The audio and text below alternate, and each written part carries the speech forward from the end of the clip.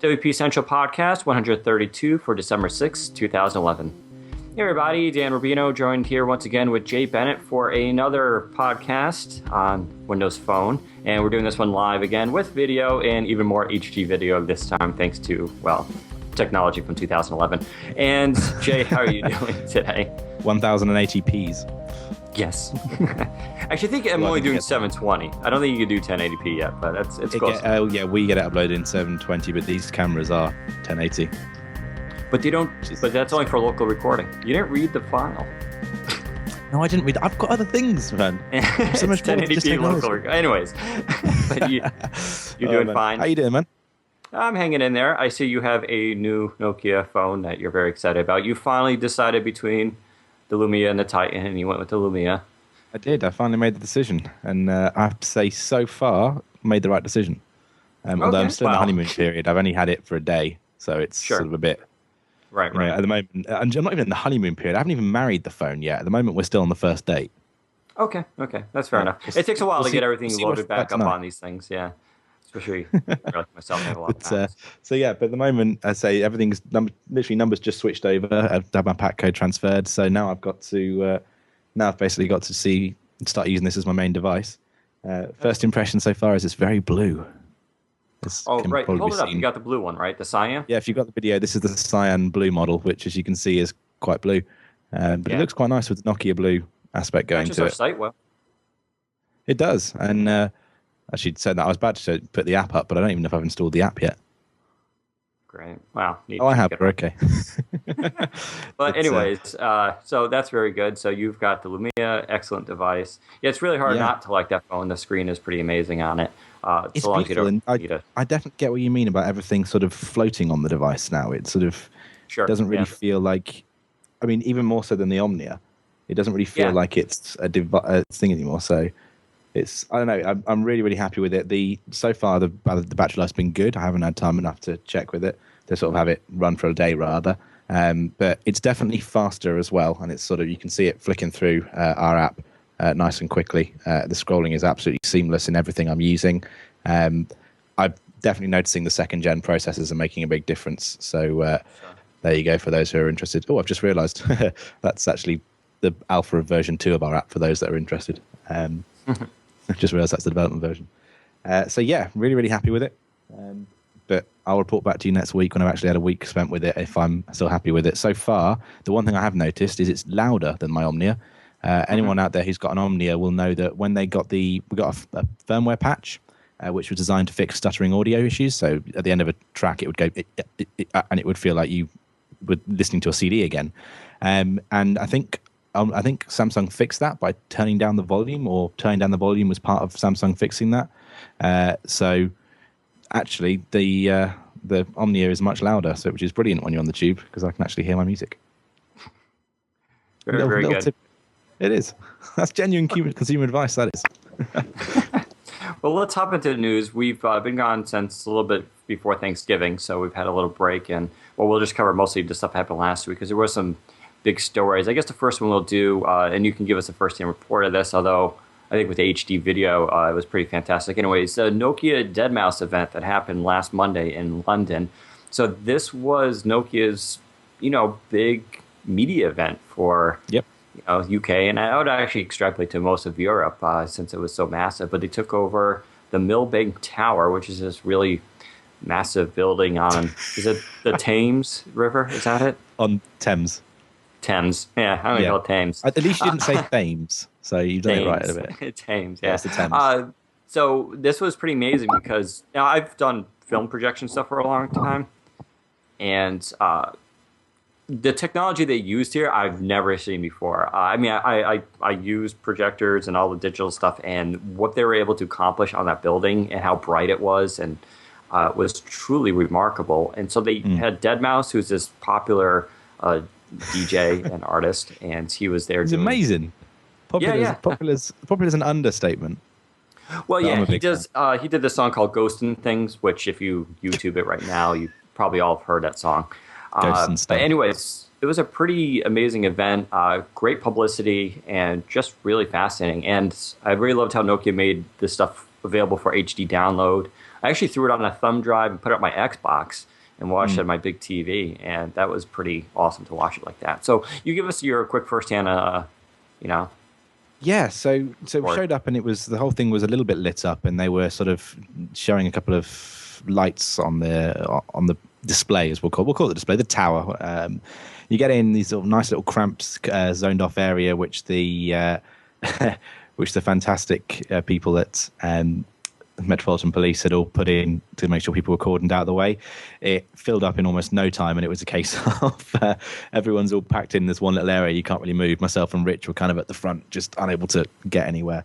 And we had sort of people lining the streets behind. They had a whole speaker system up on the South Bank as well, which meant that you were getting the effect of the music and the effect of the show, despite the fact that you weren't right in front of it, one of the guys winning. And yeah, the whole thing was very impressive. The speakers actually blew for a brief period during deadmau5's 15-minute set, which was unfortunately yielded quite a lot of boos from the crowd. And a lot of people, I say a lot of people, the ones certainly around us thought it was quite funny to shout out iPhone, iPhone during the Nokia Lumia bit. But putting aside the idiots in the crowd, it was a really, really great experience.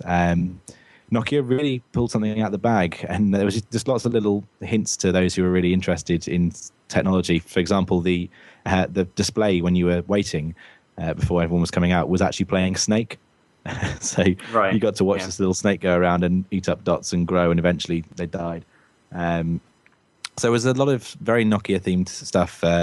Was it a little bit cheesy in some of the words that were said afterwards? The Lumia lady, whatever you want to call her, she was a little bit...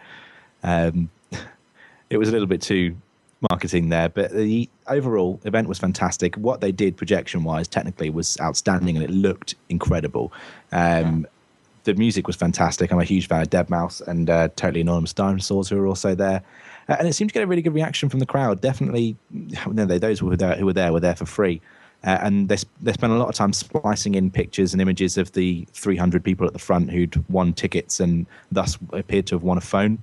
They'd all been given these Lumias to actually take pictures and record the event. Which is to say, it worked out really nice. It was a massive publicity stunt, but it worked out really well. It was a great little evening. And yeah, Rich and I really enjoyed ourselves. So hopefully it will put the phone at the front of people's conscience. Yeah, no, definitely. I think it was a big event. I'm kind of curious now when Nokia comes here to the U.S. if they can do something similar. I imagine they will. Hopefully be here in New York City. Or maybe our equivalent. I don't know. I'm kind of scary now what they could, maybe Justin Bieber. God, I hope not. Anyways, yeah, it was definitely a great event. And it was nice to see Nokia, doing a sort of promotion and getting out there and just really showing the phone for what it is. So it's nice to see. Everybody's been saying, Nokia knows advertising much better than Microsoft. And I think that's demonstrably true here. So I think it was a great event. But that was last week. We'll see what else Nokia has to do. There's a rumor going around that the big 60-foot phone here from New York City is making its way over to France, and it'll be there in Paris, sometime around Christmas time, which would be kind of exciting, I think. They should probably just send this thing around on tours at various landmarks. I think it'd be kind of cool. I want to see it in Egypt by the pyramids. Just next to the pyramids. Yeah. It's quite something to... It's quite something to sort of hang around and lug over on a big ship. Yeah, I mean, obviously they'll assemble it first, but well, hopefully this will result in of course better sales. We definitely need this stuff. Let's head on to another story. Windows Phone demo for other platforms to try. So this is kind of a cool little thing. If you're on an iPhone, I don't know if it works on a BlackBerry or if you'd want it to do the screen resolution. But if you're on an Android or an iPhone, you can go to this site and launch what's basically an emulator for Windows Phone, and you can actually interact with its files. Yeah, and I haven't seen it or tried it myself yet on another device. No, but from the videos I've seen and reactions, apparently it's actually pretty decent for what it does, or at least what it's attempted to do. It's pretty clever. It can read in your swipes and reads in sort of the gestures that you're doing, but once you get past the scrolling and moving around the start screen, when you tap on any of the tiles, not the apps, the app list doesn't really do anything. If you tap on the tiles, it sort of takes you through. It turns a bit more into a sort of flash demo then. Or I say flash demo, it's obviously not flash. But you start to you tap through and you just follow the demo through, showing you how things would look and how you would interact with the phone. and then it says reset the emulator effectively because there's no real back functionality. But considering it runs in a browser, it's incredible. Yeah. Well, I imagine it's HTML5. I haven't really looked closer detail. That probably makes sense if it's using that. But neat little trick I think Microsoft did. Everybody's always been talking about them trying to convert other people and get things out there. I thought was a good idea. Do you think this will actually convince anybody, though? I think it'll pique some curiosity in the platform. I think changing people over is a big thing. Perhaps not a priority for them, but on the other hand, it stirs interest in the platform, and I think there'll be a couple of people who may be considering Windows Phone. This will perhaps push them in that direction even further. It's funny, like Renee. I busted out my HTC Evo 4G last night because I was calling Sprint to finally cancel that phone because I just don't use it. I mean, I'm keeping the phone, but I just don't need the account with it. And when I turned it on, I started using it, and compared to the Titan, and it's just amazing how much more fluid Windows Phone is compared to Android, just the tiles and just the feel even of the quality of the device. And I was just kind of really impressed with it. Even when, 1 year difference, it's amazing how the Titan, how much better it feels than the Evo. And the Evo was a great phone when it came out. I mean, I'm not knocking the Evo at all. I know it's a year old. But just between the OS and stuff, it's kind of, it's a nice difference. So hopefully that'll get people maybe into stores and, they'll remember it next time they go to get a new phone. Yeah, it's nice to feel progress when you sort of go back to an old version of something and think, oh yeah, okay, I've genuinely, you get used to Windows Phone, you get used to the fluidness, but it's less. I think it's a really good sign when going to a different operating system feels jarring rather than just different. And that's what I find when I switch between my Android device and sort of my tablet, and when I go to my Windows Phone. I'm actually quite curious because Renee from TipB has run it on his iPhone. I'm quite curious to know if he'll switch over to Windows Phone now, or if it's piqued his interest as a result of this HTML5 demo. Renee, if you're able to get to your microphone, just let us know if your interest is piqued. It's a damn skippy demo. I mean, they did a really great job at pure HTML5, and it shows really how modern Microsoft is becoming. I can't imagine Microsoft doing something like this even a year or two ago. I think it's fantastic. That's pretty good insight. So there you go. That's a massive iPhone lover. He's a level-headed person now. None of us are thankfully fanboys at these sites, although sometimes I'm cross-platform now. Mobile Nations, baby. Yeah, that's right. None of us are fanboys. You've seen Kevin, yeah? Kevin maybe a little bit, but he's still pretty level-headed. Okay, let's hop on to Justin Angel. So this is a pretty big deal, I think, and I'm very excited about this. Justin Angel's been around for Windows Phone since the launch and been contributing to the community at large for a long time, including doing a nice wiki for developers on practices and tips. He's also recently done the Pandora SDK, basically busted that open so we can start seeing some Pandora apps soon. And he got snagged up by Nokia, and that I think is pretty awesome. He's apparently in charge of the principal engineer on Windows Phone developer experience, and it's a great title and it's a great job. And basically, he's going to be working with the developers and working on the software for the phone, and he's in charge of that direction, and that's a great position. And he's a great person to have in that role, only because he truly understands, I think, Metro. He's a great designer. If you haven't tried his apps yet, UN News and Neurons, both are just some beautiful apps. I'm still hoping to get Mango updates because they're doing better with those. But they were exceptionally fluid and just well-designed, even for Nodo apps. And so having him go to Nokia is like one of our guys going over, And it's always, I think, important.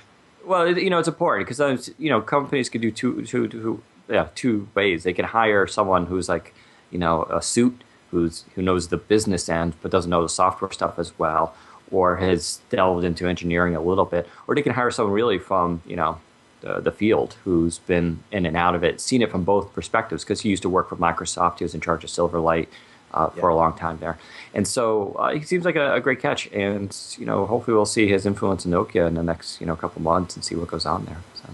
Just to set the record straight, people who wear suits can still be technical. True. But this guy. You know. No, it's interesting.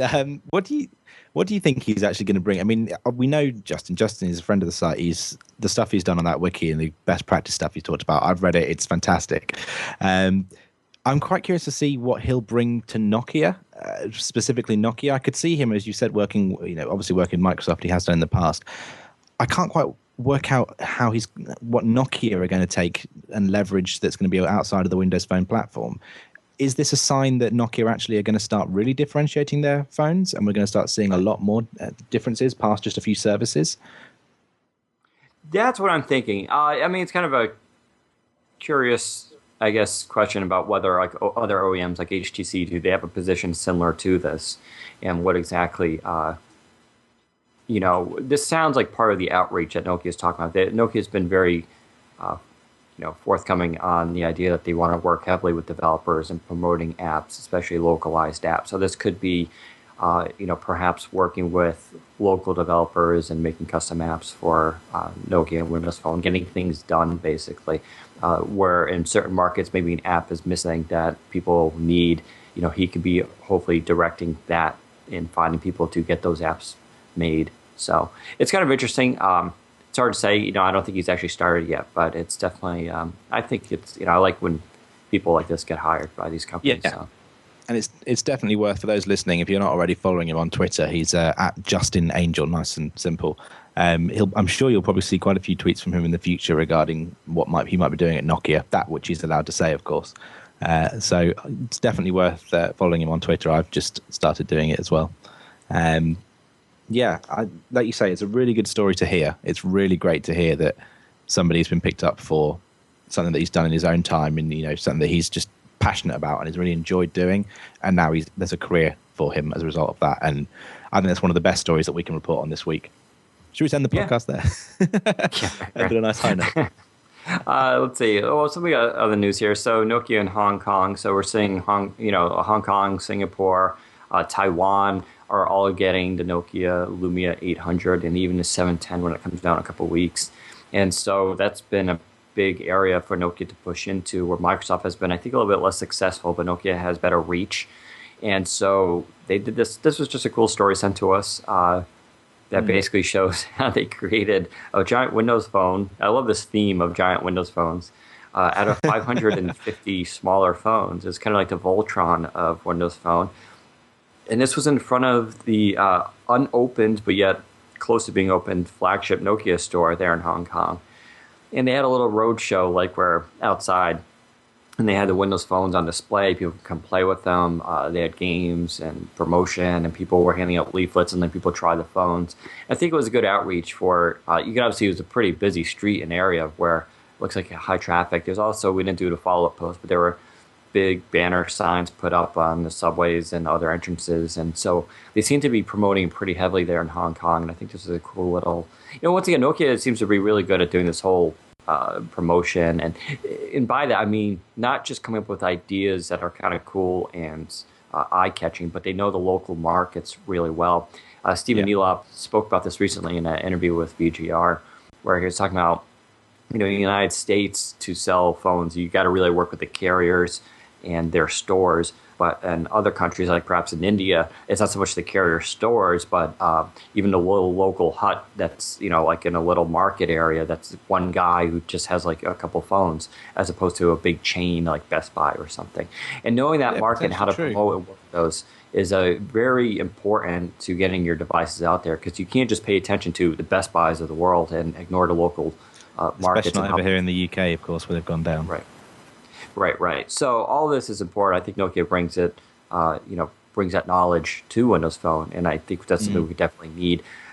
And like we said, even if you don't like the Nokia phones right now, it's about raising the tide for everybody, right? This it's Windows Phone that's really being sold here. Yeah, as much as the hardware.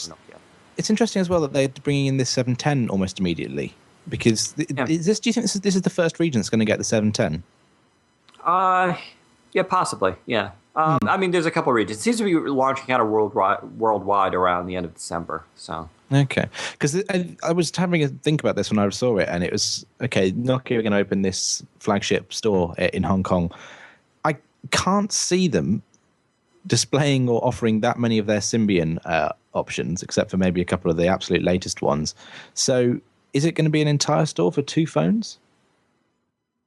Saying that, I suppose the Nokia flagship store? Yeah, I don't know. I imagine they'll bring their those new Symbian phones, or not Symbian, what are they called? No, was it Symbian at Bell or Anna, whichever one they're on, I've forgotten. Yeah, they're the old operating system. Sorry, I don't know. Yeah, it's still Symbian, S60.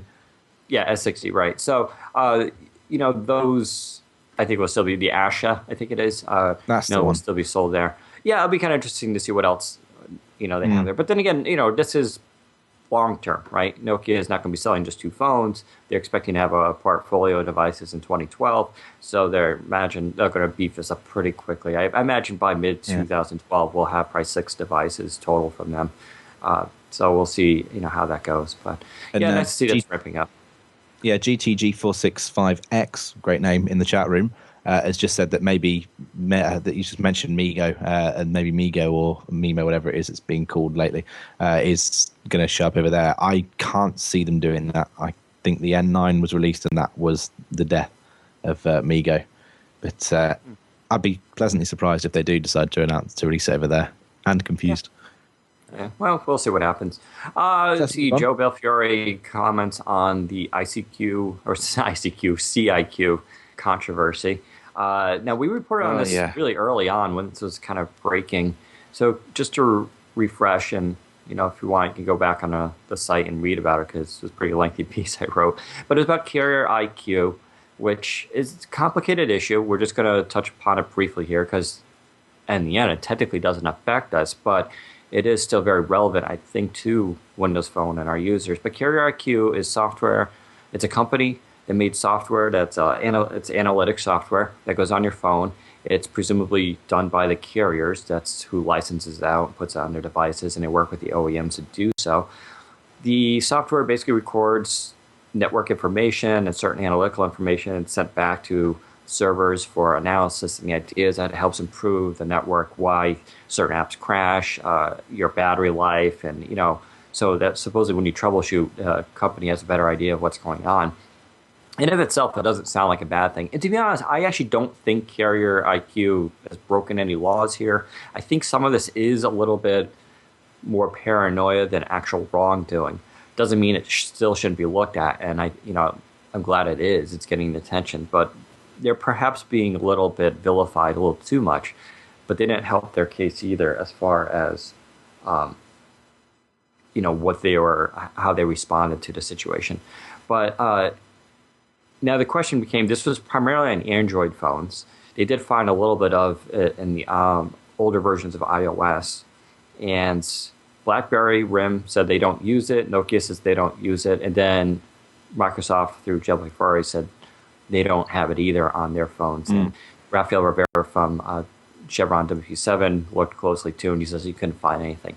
Now, some people have raised an interesting question, which was, just because Joe Belfiore denied Carrier IQ, are there alternatives perhaps that are on the phone?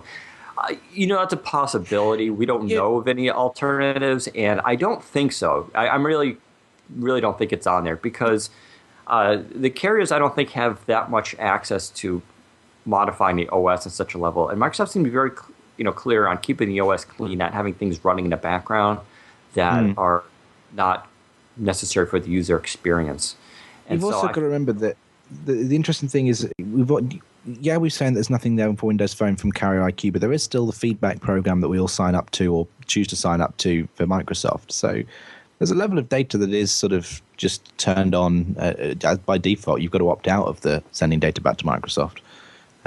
So it's a difficult one, because people seem to be freaking out about the information that carriers are picking up. And the fact of the matter is that carriers have kind of already got all this information. You think about it, everything that you send through their network, everything that you text or everything that you do is logged by their information to make their service better and to target things at you if they want to. That's to a certain extent. But no, there's clearly a difference here, right? Because if that was the case, then there would be no need for Carrier IQ to exist.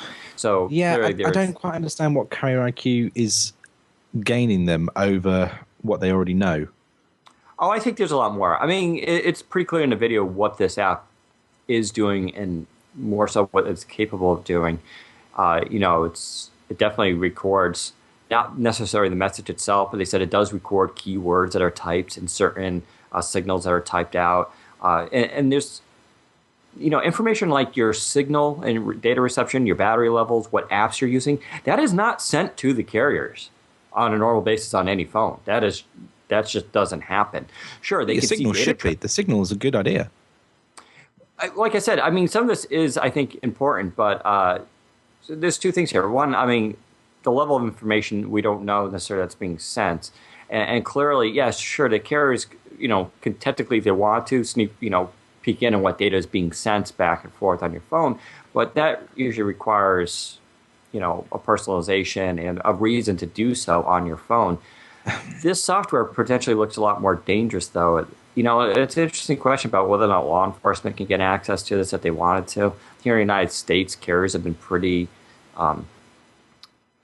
backing over for law enforcement to get access. So, I mean, Sprint notoriously gave GPS information on a lot of their users, a lot of times without a warrant. So this is it is a big security issue, but the real problem, of course, is the opt-in, opt-out thing, right? So it's not that people necessarily mind this happening, it's the fact that no one knew about it. It was so secretive the way it was happening. That is bad. I can't argue with that. So I think it's, security on these phones is a big issue. I think it's a good thing that's getting looked at. We're just sort of lucky that Windows Phone right now isn't being affected by this. Yeah. And so, but the thing which we need to preach is that if people are really worried about their sensitive data, and we've said this before on the podcast, don't buy a smartphone, and in fact, don't have a phone. Because, frankly, this sort of stuff does get collated, and it's used by carriers to understand what the service they're providing is. And yes, it's all anonymized, we should point out. It's not usually linked to you, but this information is going to get gathered. And the fact, as you say, the fact that it was logging extra information third party in the background, I quite agree with you, it's wrong. But you've got to be aware that that's this information is really powerful and really helpful to any corporation, anyone who's interested in this kind of information. There's so much you could potentially glean from it. So right. It's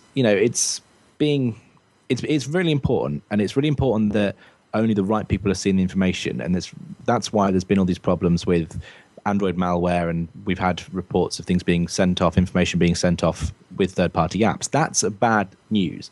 That's where Windows Phone is a great operating system at the moment, because the marketplace protects us a little bit from that. And we should also point out that, at least with Windows Phone, they do have their own data collection system built in there. And in fact, when you turn on the phone for the first time after a boot, it basically offers you this option to participate, and you can turn it off, yes or no, and you can later go back into your settings. And I think that in-your-face kind of thing is what people are looking for. Some people don't necessarily mind this information, being anonymously collected if you have the choice. But, the thing with Android, of course, was, there's two issues, right, with Android. One, there was no notification, so people had no idea this was going on. The second one is on HTC devices, the information is being stored on the device improperly, so meaning it's not encoded or encrypted, and could, in theory, be lifted off the device. And the problem I also have sometimes with this software is it is very powerful, can record a lot, doesn't necessarily mean it is recording a lot. But Android itself is a very risky operating system, I think, for security. And the question is, can this software serve as a vector for other third-party apps to use it as a means for collecting other data? And we've seen that in another story I wrote this week about that's an issue with Android on certain versions of it, with its surrendering its capabilities to other software and being able to be infected.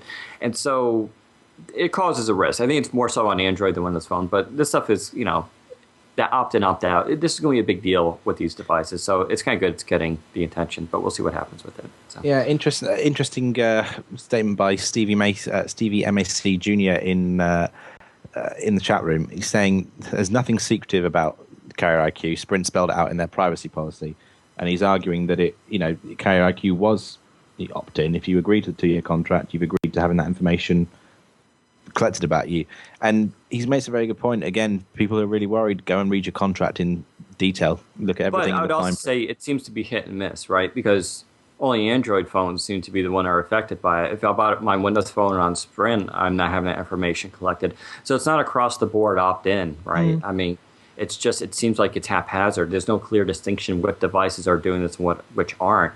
So, I mean, presumably that information is important to the consumer. Maybe just because I agree to Sprint's terms and services doesn't mean, but if all their phones aren't doing it, that's something to be aware of. It's also just, okay, I know it's in the terms of services, you agree to it, but it's a bit shady to the level of what information that's being collected. And you should be able to opt out, even if that's part of Sprint's policy. They should give you the option. I mean, that's really the issue here. It's not so much that you're tacitly agreeing to it when you sign up for a contract. You should be able to sign out of that. That's just, I think, better business practice. So, but let's leave that behind. Interesting perspective.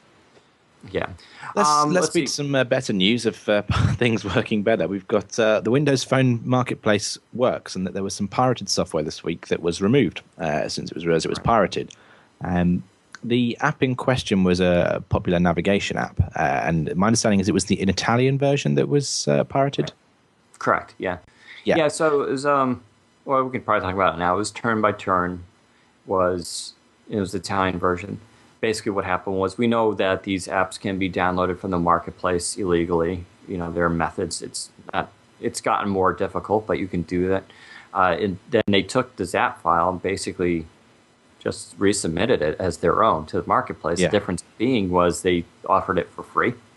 And so if you did a search for Italian in navigation or Italy in navigation, it showed up right next to the paid version, which was here in the States going for $41.99. And then it was being offered for free. And you could just download it, install it, and there you go. It was running. Now, we were tipped off on this by a few people early on that day, but we didn't cover it for obvious reasons. It was difficult to cover without giving information specifically. Yeah, we've been accused of promoting piracy before. So yeah, right. And I think there's a clear difference between stuff that's actually in the marketplace where anyone could go and get it, and going, oh, there's some weird Chinese forum where you can find this app and sideload it. The former is definitely a lot more, I think, dangerous. But it was also kind of a stupid thing because we didn't cover it, but we were tracking along. We contacted Microsoft to get their response to it. And Brandon Watson responded to us that, yes, they were aware of it. They became aware of it very early on, and they already started the procedures to fix it. And that means by 1 point from the marketplace itself, so you can't find it, search for it, and that kind of thing. They're also going to terminate the user's account, who later apparently said that his computer was hacked and someone used his account to upload it. Yeah. And it sounds kind of like a bunch of nonsense. And then next they were telling us that his dog submitted it for him. Right. And then the third one, the biggest one, of course, is they revoked the security certificate for it, which basically meant, except for developer devices, this is kind of interesting how it works. On normal phones, it would mean that automatically uninstalled the app. Now, on developer phones, there's a little bit of more of it actually gives you a warning. And you can actually hit cancel, but you can't run the app still. Every time you go to run it, it's going to still tell you that. And so there's really no way around it. Now, some people, interestingly enough, in our comments were upset about Microsoft being able to pull the software from their phone. They're actually making this argument, it's their phone and this and that. And I just could not get behind this at all. I think what Microsoft did was fantastic. I think it was a great idea. They were obviously here to protect developers, and they're partially responsible having hosting that software to the developers. And the publishers. Yeah, and the publishers. So this is the thing. It was that kill switch is kind of essential in this day and age, in this world. If you get a rogue app out there and it's something that actually is identified, not just piracy. Let's say there was malware. Let's say that we missed something about this free navigation. It was a bit more than just a bit of piracy, and there'd been something else built in. I want Microsoft to be able to say, "Oh yeah, kill it." Yeah. And I think it was a great move, and I thought it was great for developers that they could feel safer that Microsoft is looking out for them, and that it happened pretty quickly. Within 24 hours, this thing was taken care of. That was it. It was gone. It wasn't on anybody's phone anymore, meaning no one got this for free. We were a little worried that if we promoted it or talked about it, that others would go and download it. It'd be thousands of people with this on their devices. But then in hindsight, even if we had just published that link out there, it would have been just pulled from everybody's phone anyway. And so that's kind of, I think, a good feeling. It's nice to see this is the first run of this basically from Microsoft, and I thought it was real interesting. It was also a little scary knowing that people could just upload ZAP files and claim it as their own and do this. I mean, in theory, if 100 people did this at once, it could significantly cause a problem. But hopefully, now supposedly this person that did this is facing some pretty hefty fines for doing so. So it's not just like a slap on the wrist. You lose your $99 account. It looks like there could be some criminal civil action taken. So keep that in mind if you're ever thinking about doing this. But it was an interesting test case. Keep that in mind. No, if you're ever thinking about doing this, please don't. Yeah. Please don't. Don't keep it in mind. Just stop and go and do something proactive towards society. Right. Okay, let's move on to some hardware. Lots of stuff going on here. Not all phone storage is born equal. You did this story, so I'll let you discuss it because it's real important to you. To me, it wasn't as important, but it's for you, really important to me. And I'll tell you what. So this was my first article. This is the first time I've actually written an article that was out there. This was something that I found that I thought, okay, the story goes. As a consumer, I was looking at everyone who follows me on Twitter knows that I was having a very hard time choosing between the Titan and the Lumia. And ultimately, there were so many different things that I was trying to take into consideration. But the primary thing that I wanted was more space. And it was, okay, both of these are 16 gig. I remember reading the reviews and just looking at it and thinking, hang on, I'm sure that the total storage values were different. And actually, this article got a great reaction. We got something in the region of 45 comments. But the thing that I wanted to point out was that it seems to be that before even most of the extra software that's loaded on, the actual amount of storage that you get on your phone completely differs between the devices. So the Titan actually reports a total storage value of 12.89 gigabytes. That's referenceable, usable by the operating system, stuff that HTC can use to load their apps onto, and stuff that you can use to load your apps and music onto. The Samsung Focus S has 14.07, and actually, for a lot of people, an extra gigabyte on a bit of music, that's a pretty severe difference that you want to be aware of. And I also noticed, interestingly, both the Radar and the Focus Flash have got significantly less, it seems, available than the values that are being reported on, for example, my Omnia. So the Omnia was reporting 7 point something, and each of these have got just over 6.5.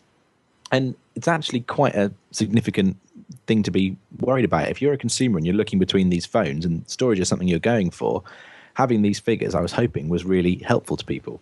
And for the most part, it seems like that was the response that we got. And people couldn't quite believe the difference between the Titan and the Lumia and the Focus. There was that one jerk in the comments who... Oh, there's always one jerk in the comments. Slow news day. Slow news day, I see. You did the slow news day thing, and my response was, because I'm just as much of a jerk, I deleted his post. So just a little warning, if you start doing slow news days in our posts, you're going to be deleted. I'm just sorry. This was consumer advice. It's nothing to do with news. Right. This was actually, I thought, a great post, too. And like I said, it's not important to me because, I have so many phones that storage isn't that big of an issue on me because I rarely have one around. But I do prefer, I've said this before, 16 gig more than, a 6 gig, available. And so it's true. There's an interesting distinction between these devices. Why does one have more than the other? And why is that difference? It was kind of nice to see it laid out like that. So it's nice. I wish the Titan maybe did have a couple more gigs. It is interesting why Samsung does. But I think it's important for people to go out there and to actually be aware there's that distinction. The same thing just happened now with this new laptop I bought, the Lenovo. It's got 160 gig SSD in it, which is so nice.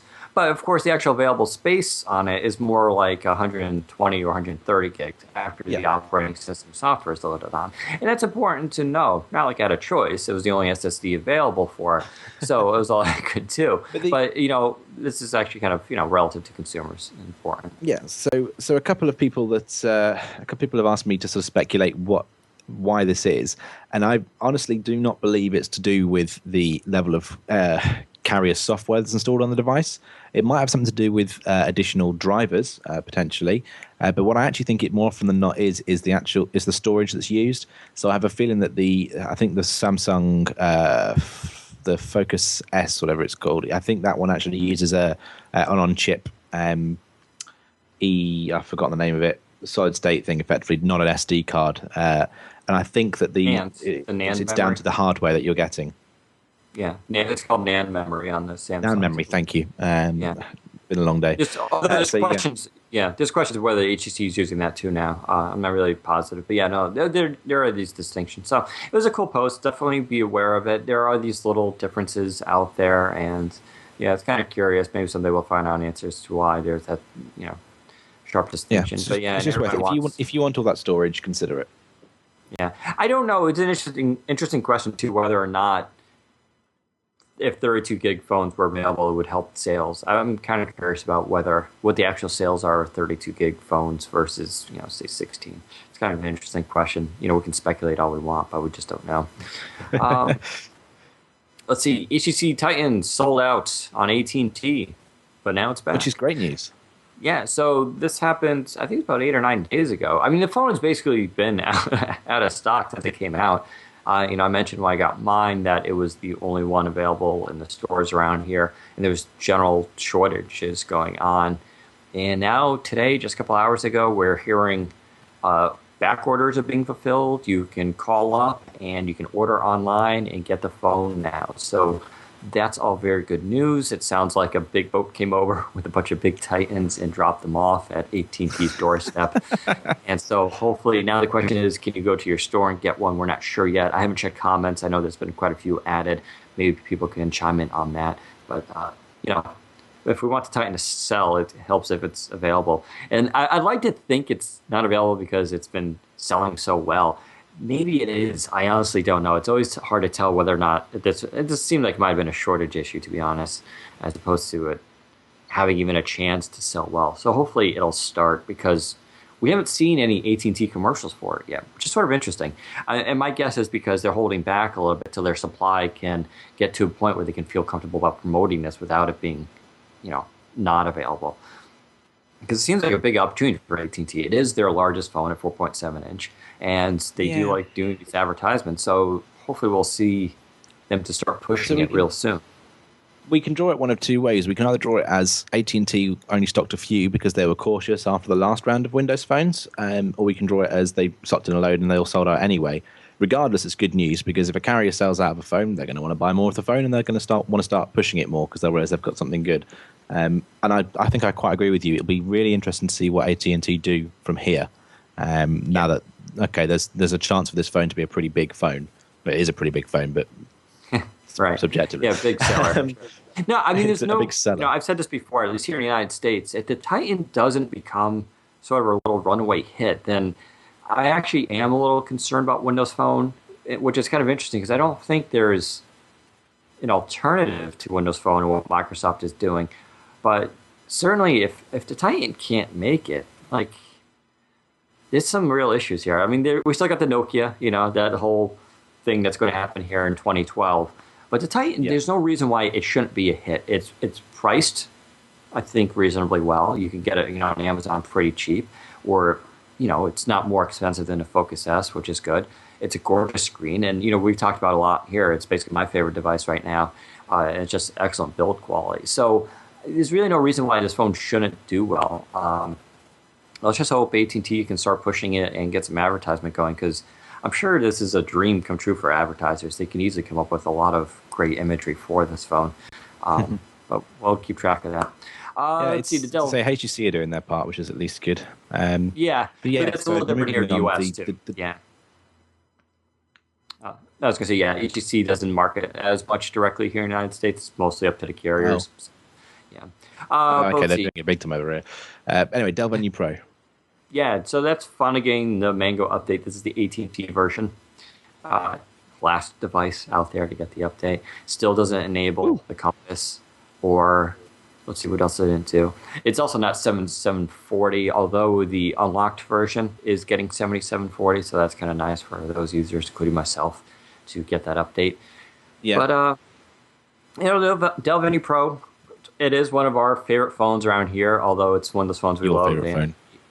Yeah, it's a great device, but it is a missed opportunity device, so that was kind of a shame. But I think this is going to be an oddball. Yeah, and this may be the nail in the coffin for Dell for a while with Windows Phone. I think this may be the last we're going to hear from them. Maybe we'll see them again in late 2012 with some Apollo, Windows Phone 8 devices. But if you're a Dell user or fans, you can probably, stop looking at your site for Dell news. Yeah, if you're entirely looking for Dell phones, it's time to move on. I can imagine them hit the publish button and they're like, whoosh, All right, we're done with that. Okay, so I'm wiping their hands with this. It's kind of a shame. I still like to see Dell, come back here. But let's move on to happier news. Well, yeah. Speaking of the 7740 update, which is still this weird update that's been pushed out, more devices are getting it this week, including the international HTC Titan, the Omnia, and the Lumia 800. And my Lumia updated. The Lumia's not getting it. Huh? My Lumia's not getting it. Oh, which leads me to think that the Cyan might be a different hardware. Mine not only got it. Mine not only got it. I didn't even have to do anything to get it. I don't know what point it updated, but it did. And mine has 7740 on it. So certain, ultimately what we're trying to say here, of course, this is a carrier decision, right? So either the company itself is pushing them for unlocked devices, Dell, HTC Titan, and even my Nokia is unlocked. So that one is being pushed. Or it's up to your carriers. And so if you're not getting it, you have to just kind of sit tight. Yeah. Interestingly, actually, when I'm looking at my Lumia's information, 7720, and it does actually list out, which I didn't see last time, carrier, including the full details of the carrier and the variant that I'm using. So it looks like there might be a bit more carrier control on the Lumia 800 than I realised. Yeah, I'm sure there's always a little bit of specialization that goes on. But I maintain it's because it's blue. You see, it's too blue to receive a 7740 update. Sure, right.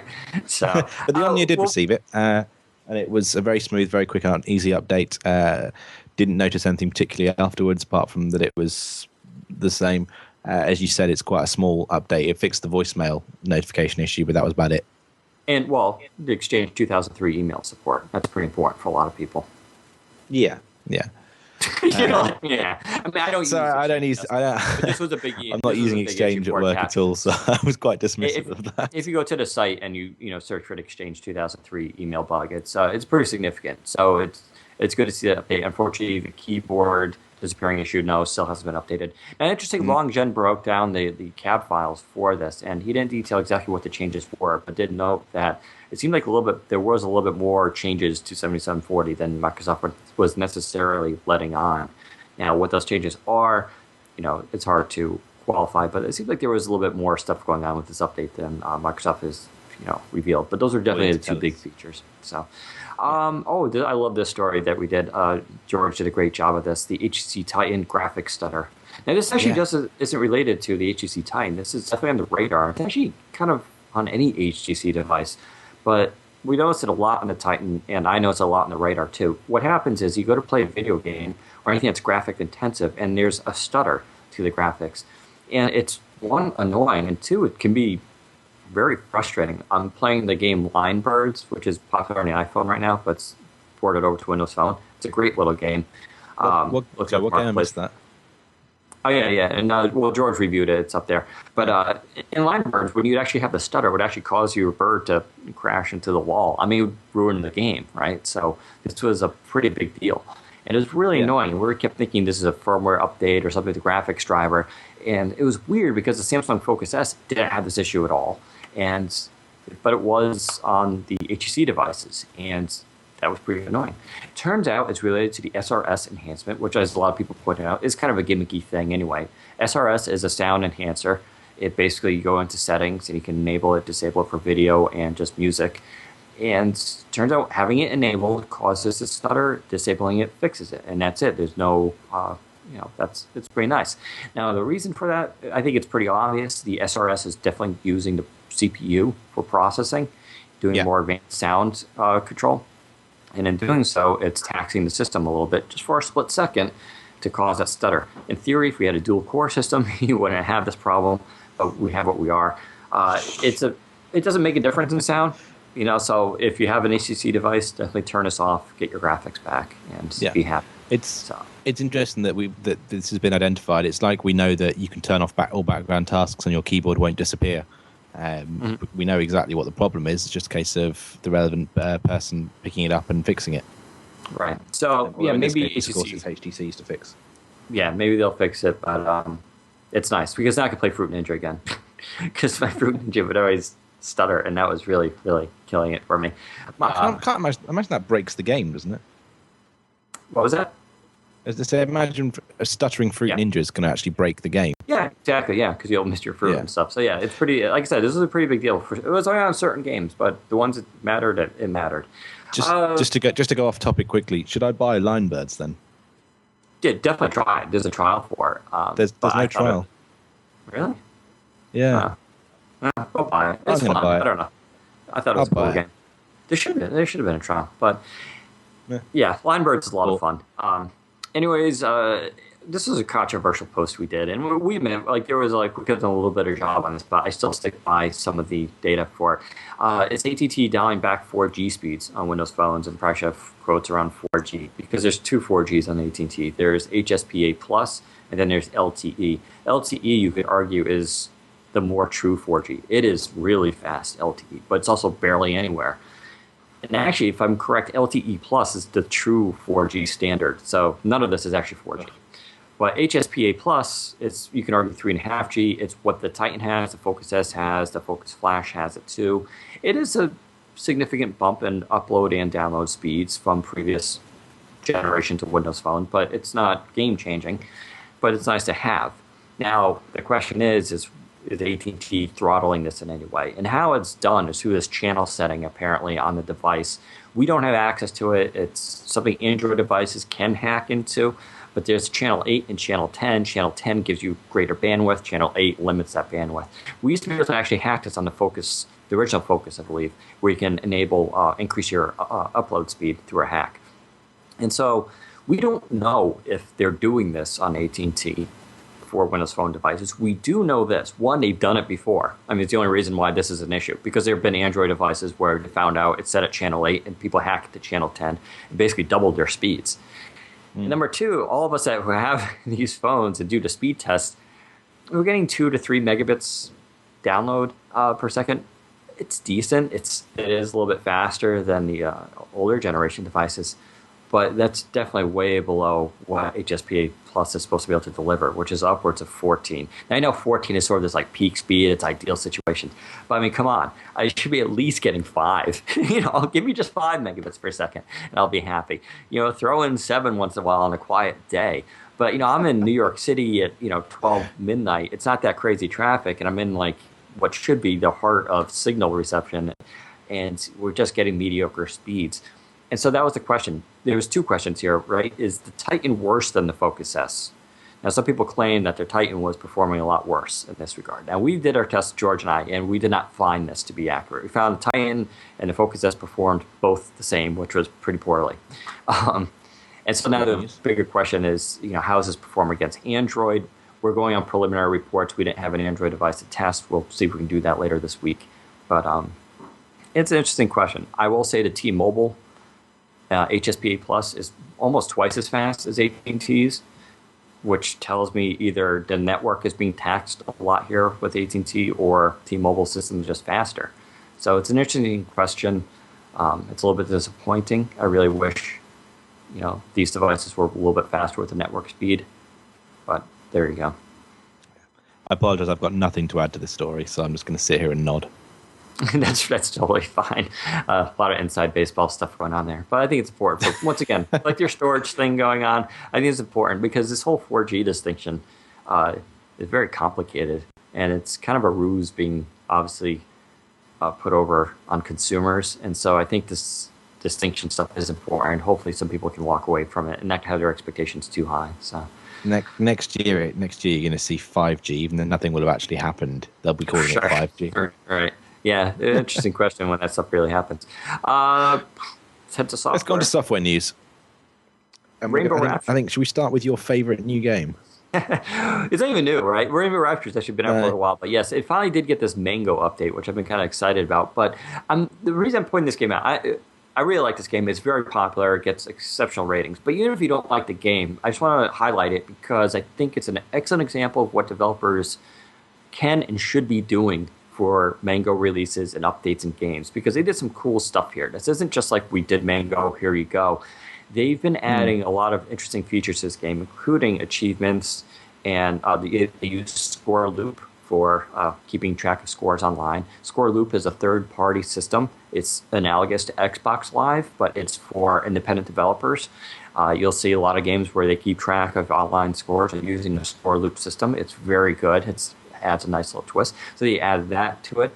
That was actually in a previous update. But the Mango update, at least for the paid version, gives you 3 ringtones and 2 wallpapers for the game.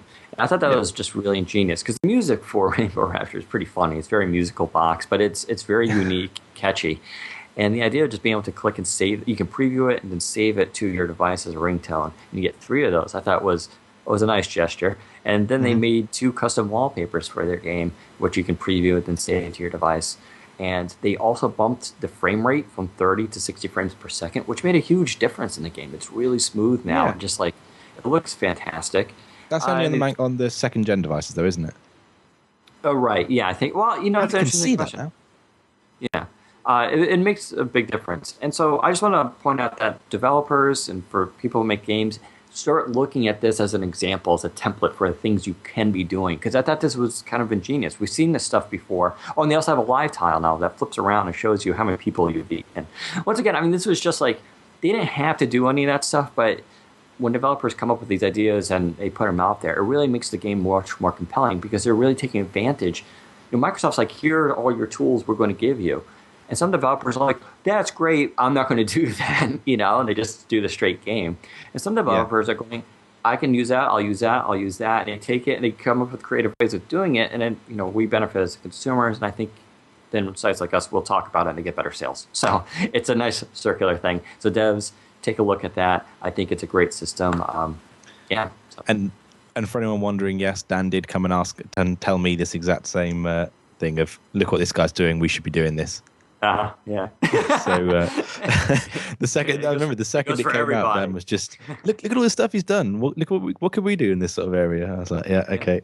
So to the developer of Rainbow Rapture, Kindling, thank you for giving me more work. Yes. Well, we like to highlight these things around here. So I want to talk about this week's Xbox Live information. Yeah, specifically the new titles, or the fact that the dashboard update's not around yet. No, talk about the new titles from last week's Shuffle Party, Ghostscape. Okay, so we've got Ghostscape, Shuffle Party, other ones, and Geodefense is the deal of the week. I'm actually going to use this as an excuse to pick up Geodefense because I remember playing the trial and I didn't quite go with it, and it seems to be one of the better tower defense games out there. I know you were quite positive about Geodefense.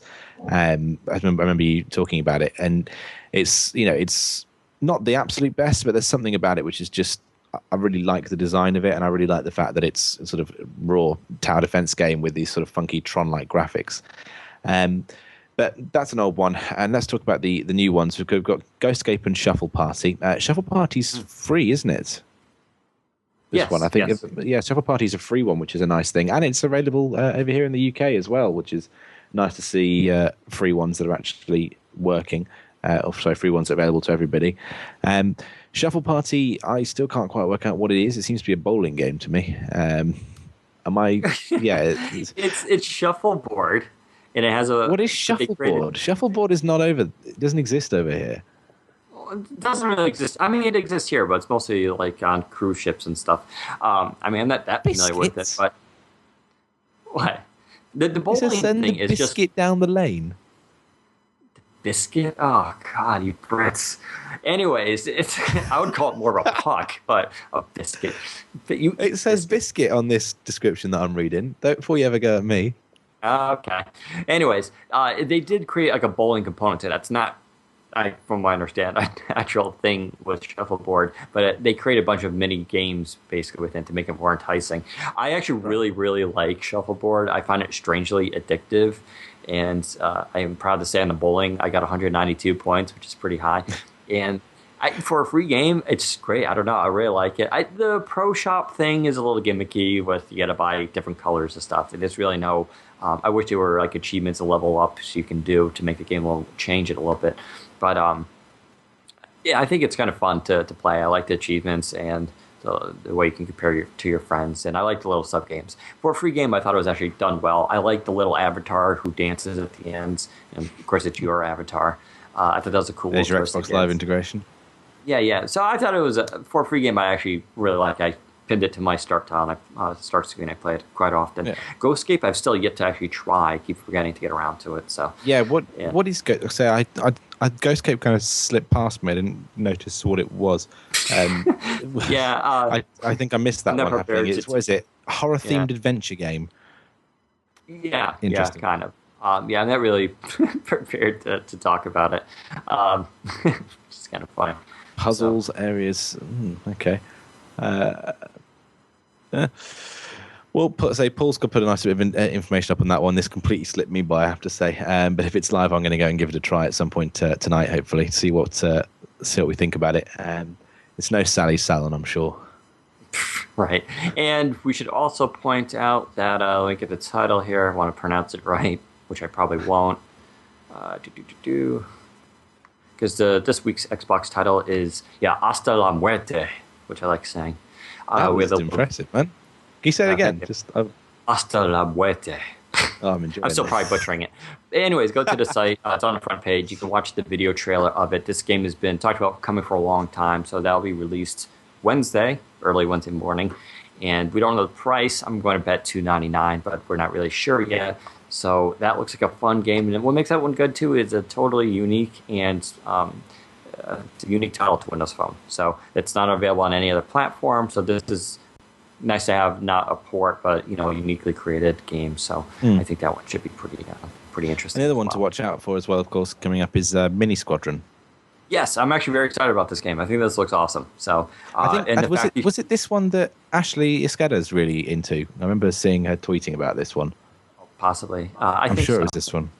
Yeah. I just like the idea that you can, as one of your airplanes, you can unlock as a killer whale. You can fly as a killer whale. I mean, I like kind of stuff like that. So I think this game looks pretty fun. So that's coming out the 21st. So it should be a good month for Xbox games. I'm pretty excited about this.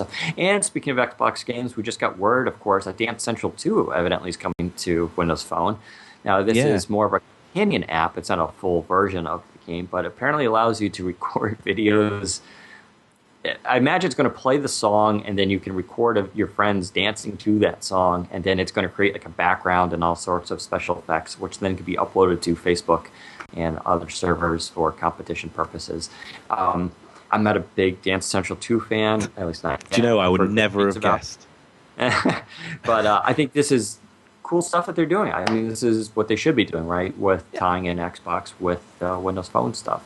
I'd say, do you know what? I will download this, especially if what happens that I'm expecting happens, and that is that my family picks up Dance Central 2.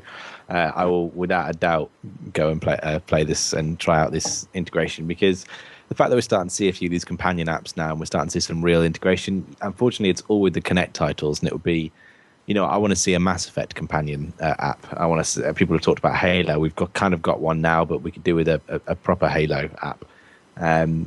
Not that I play Halo, but the point is, they're picking up all the sort of slightly more gimmicky, slightly more family-friendly Connect stuff, but it's really great to see something. Speaking of companion apps, of course, we are due, possibly it's looking like it might even be tomorrow now, to have the Xbox companion app for the phones coming out at the same time as the dashboard update, which was supposed to be available right now, but isn't. Right, dashboard update was supposed to come out today. There's a little bit of a delay, so now it's postponed tomorrow. No word on the companion app. Presumably, they're going to try to release the two together, so we're assuming it may come out tomorrow as well, but we're going to keep an eye out for any links that pop up, and we'll, of course, share them immediately, but we have no specific word on the companion app. I don't really care, because I've been running the dashboard update now for about 4 weeks and really like it. But for the rest of you, just sit tight. It's definitely coming. I like a lot of the changes with the new voice control stuff in the Xbox dashboard update. Is cool. This companion app, I think, is really ingenious. I think, like I said in the post, when we get to play with it at Nokia World, it's not gimmicky. This isn't like something where they just came up with and you could just use it and like, oh, that's kind of cute, but I'm not going to actually use it. This actually looks really useful for pulling up information of media that you're playing at that moment on your Xbox and using Bing and really tying it in. So I actually think this will be and you can also, of course, search for movies and then play them and hit that play on the phone, and then it'll go right to the Xbox. You can also use your phone as a remote. This actually looks like a pretty cool thing to do. So I think the companion app could actually be a big seller. I really hope Microsoft does something with this, not just release it and that's it. I hope that they start putting the phone into their ads and start showing this integration, because piggyback on the Xbox. It's their one golden horse they have right now. There's no reason why they can't tie in Windows Phone to that and just really take advantage of it and get sales, so. No, I agree with you. And we say there's an awful lot of, everything's working really well for the Xbox. The Xbox is doing fantastic and pulling out. They could have called it the Xbox phone. We've already talked about this and how you brand it. And so if you can get any kind of, if you can get anything on top of it, any piggybacking as you're calling it, it's good news for the system. And hopefully it might even pull Zune out of the gutter. You never know. Let's move on. What have you got here? You've put an emoticon cheat sheet. Oh yeah, the emoji. Yeah, that was kind of cool. Just a reminder.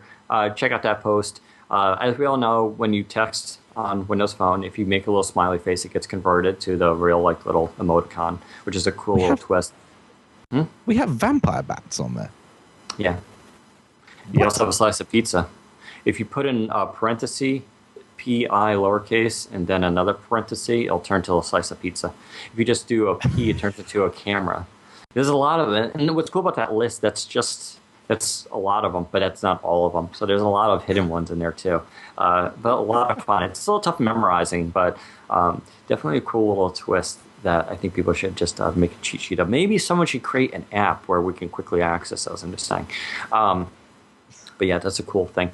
And before we go, I left the story out, but we should probably talk about it. This idea of Microsoft making native code access more available to developers. Now, a little clarification here. It's not that they're going to just open up the OS and just be like, have at it. What they're going to do is, of course, is create APIs for developers to interact with deeper level aspects of the system, including the ability to add graphics engines like the Unreal Engine, perhaps more codecs, which is important for things like VoIP, encryption, these kind of things. So, Jay, you read this post. What was your thoughts and feelings on this? Sorry, I just away from you. Wow. The native access for code. Yeah, what they were saying, what was actually being put out there was a bit nondescript, and it seemed to be. What I was trying to work out is, are they going to say that they're going to give developers native access and start doing some native access development, or are they actually going to prioritize some of the deeper level APIs and just pull up the hardware access that some developers are looking for in new APIs? I'm really not sure, based on what we saw, exactly what will be what they're looking to do. Part of me hopes that they go with the native method, because I know that a lot of very talented developers will be able to do some incredible stuff with a little bit of native access. But I also quite like the fact that things are very, very simple using APIs, and we can control what access and battery life. We can control performance by keeping everything at an API level. So I'm really interested to see what Microsoft are going to do with this, because if they actually do come up with some native access, they'll have really broken away from what people call the Apple model, if you like, and we'll be moving quite dangerously close to some of the advantages of Android. I really hope that it does happen, because just to see the innovation, but I'm kind of terrified at the same time for native access on phones, because I can see people. We'll get malware, we'll get issues, we'll get phone performance degrading when apps start to chug away at your entire processor.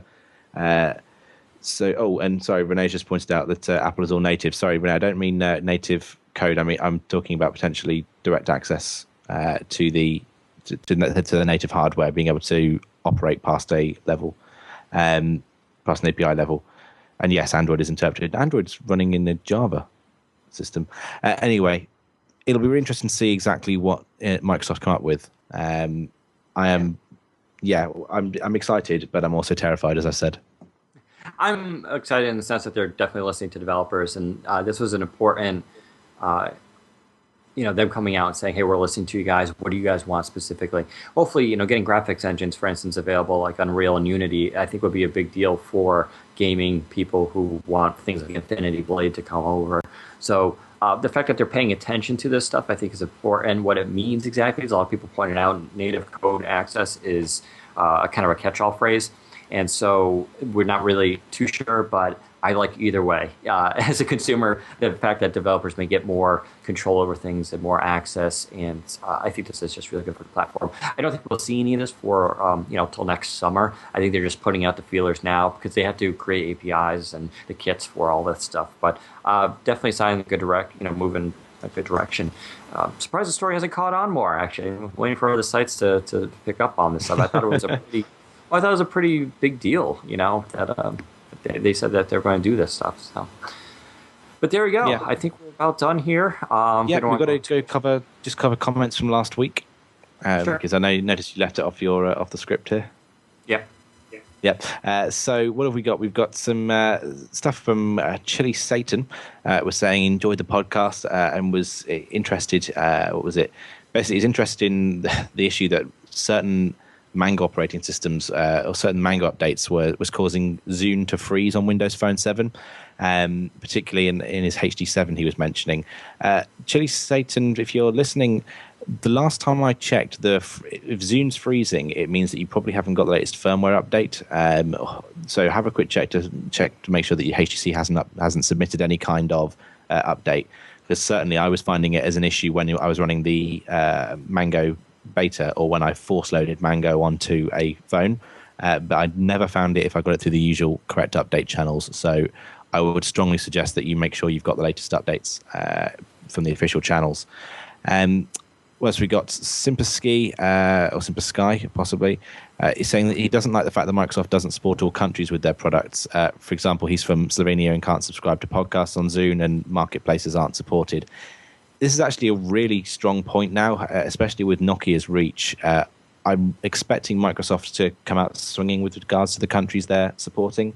I don't know if you've heard anything about them adding any more countries. Not immediately, no. But yeah. So fingers crossed we will actually get something to pop up. Greasy Taco Aficionado says he likes the Santa hat. By that he means the one on the WPCentral logo. I don't know who added that, so who can take credit? Do you want to take credit for that, Dan? What was that? Sorry, I was reading an email. The Santa hat on the WPCentral logo. Oh, that's our developer stuff. Yeah. We get a lot of little surprises that are coming. So, I thought that was kind of a cool little twist. Yeah, it's kind of cute, right? Popping up. And then Kev M14 said, just you guys discuss something about the number of apps that will multitask. I have a few comments on this. Firstly, I don't think the number of apps or screens is limited to 5 at all. The number that is in the multitasking screen is limited to 5, obviously, but using the back button, I've noticed I can access additional things depending on the situation. Secondly, the 9 versus 15 thing was about the number of apps that are multitasking. I believe it was the number of background tasks allowed to run. I've not hit 9 myself, so I can't yet see what it does. In any event, I think this is what should be investigated if you wish to. I'm going to pick up on that. I'm still standing by the multitasking screen thing limited to 5, mainly because you can only get a sort of 6th in there if you are moving into some of the native apps, or if you're moving back to the start screen and you get a 6th item. I will have a play around tonight to see if you can queue anything in the back queue past the initial 5. I haven't tried, so we will investigate that one for you. And the 9 versus 15 item talking about the number of apps that can multitask. Dan, I thought when we were talking about this, it's the number of background tasks that can multitask at a time, or was this we were talking about the number of push notification channels you could sign up to? Do you remember? Push notification channels is 30, right? And then the amount, you can do 30 channels, which is quite a bit. And then you have how many apps are in the task switcher, which is about 5. I think sometimes native can go up to, if it's a native app, it can go a little bit higher, but it's usually about 5. And so Microsoft is flexible on both those numbers. If they see users needing more, they'll bump it up. But 5 is the limit right now. I'm actually kind of okay with that. I mean, sometimes I go back and I'm like, oh, that's gone now. But maybe 7 might be a little bit better. But those are the limits. Okay, which means we're going to head over to the chat room, and I'm going to start off by saying to El Cars, apologies if that was not me name calling you. I called him a fool, but that's quite a friendly term for me because he was saying that he prefers Objective-C to Java, which is madness in my eyes. Moving on, the first thing we've got is from John M. Keynes, who's once again asking, can we expect any news from CES and Windows Phone 7? Dan, anything for CES? I think we're just waiting, aren't we? I don't want to say, I don't know. I mean, we haven't heard any specific rumors. I'm going to be there for it. So just in case stuff gets announced, I'll be there to cover it. We'll get at least someone from our site or a group of sites who has Windows Phone experience. Potentially, Verizon and Sprint will be there to announce things. That's what I'm hoping for. Whether that's true or not, who knows? But it wouldn't surprise me if both announce things that are coming down the road.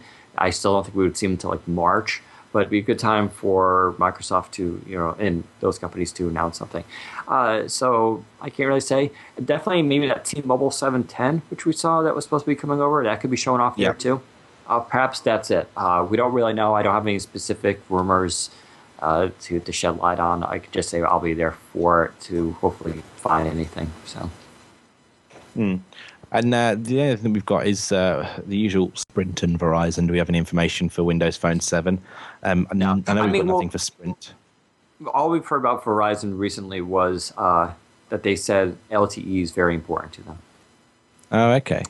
So effectively, well, we've got LTE phones, haven't we, for the HTC Radar, for example? Nope. No. Oh, sorry. There's me getting confused between 4G and LTE again.